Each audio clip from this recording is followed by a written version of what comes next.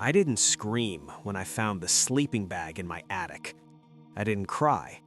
I just stood there, staring at a stranger's life laid out above my ceiling, and realized that for months, I hadn't been alone in my own home. If you've ever felt that slow, creeping fear of realizing something in your life is off, like you're slipping or having the wool pulled over your eyes, then you're gonna want to hear this. Hit like, subscribe, and settle in, because this one starts terrifying and ends in a way no one expects. My mom's friend, let's call her Linda, wasn't paranoid, she wasn't careless, and she definitely wasn't stupid. Linda was the kind of woman who had routines so ingrained she could tell you exactly how many eggs she had left without opening the fridge. That's why the first thing bothered her. It was soup, a big pot she'd made on Sunday, enough to last the week. By Tuesday night, half of it was gone. She stood in her kitchen, spoon hovering over the pot, brow furrowed. Did I really eat that much? She shrugged it off. Long days at work, stress, happens to everyone. Then it happened again. Eggs vanished faster than they should have. Towels in the hamper, damp like someone had showered, but she knew she hadn't used them.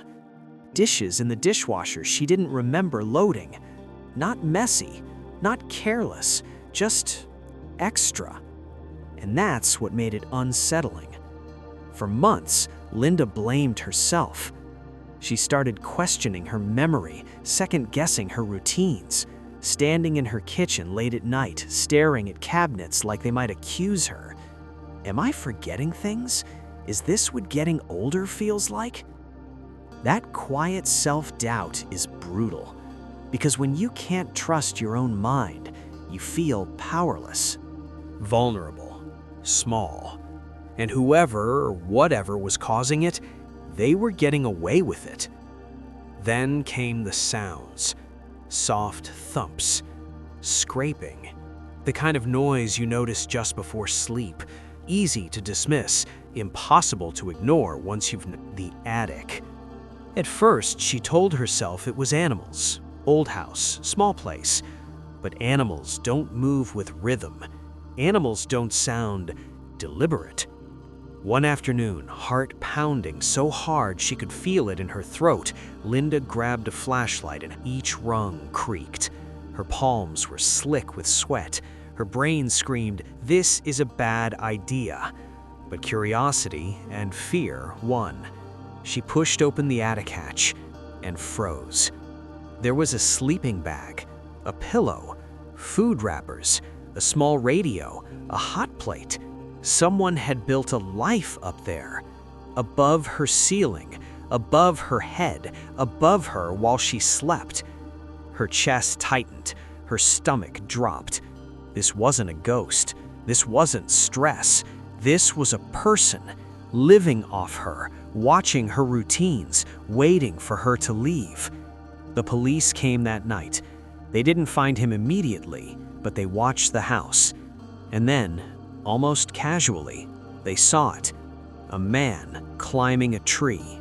Carefully, quietly, sliding into an attic window like he'd done it 100 times.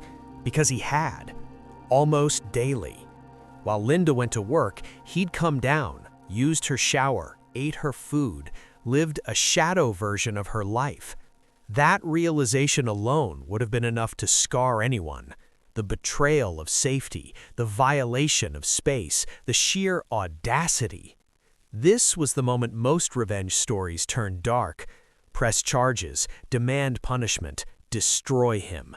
And honestly, no one would have blamed her. But here's where the story shifts. When Linda finally spoke to him, not through police lights or handcuffs, but as a human being, she noticed something strange. He was polite, soft-spoken, ashamed, not aggressive, not entitled, just broken. He explained he'd lost his job, then his apartment, then everything else. The attic wasn't a conquest, it was survival.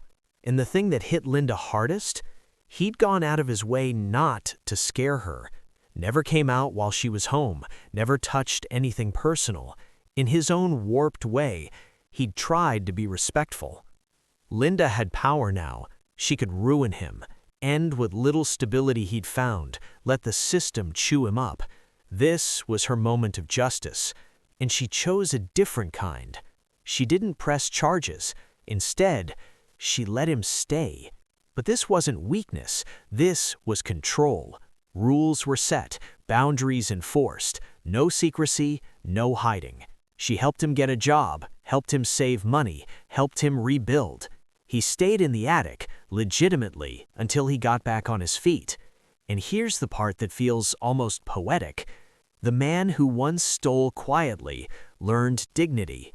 The woman who felt powerless reclaimed her home. No humiliation. No cruelty, just accountability and redemption. The real justice wasn't seeing him arrested, it was watching him leave one day, not sneaking through a window, but walking out the front door, employed, stable, grateful. Linda didn't just stop a violation, she changed a life and took back her sense of safety in the process. That's the kind of ending that lingers. Sometimes justice isn't about destroying someone who wronged you. Sometimes it's about choosing not to let fear or anger turn you into someone you're not. Linda faced something genuinely terrifying and walked away stronger.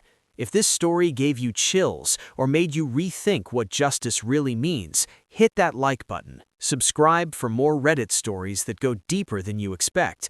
And tell us in the comments, what would you have done in her place? Because sometimes the most powerful revenge is compassion.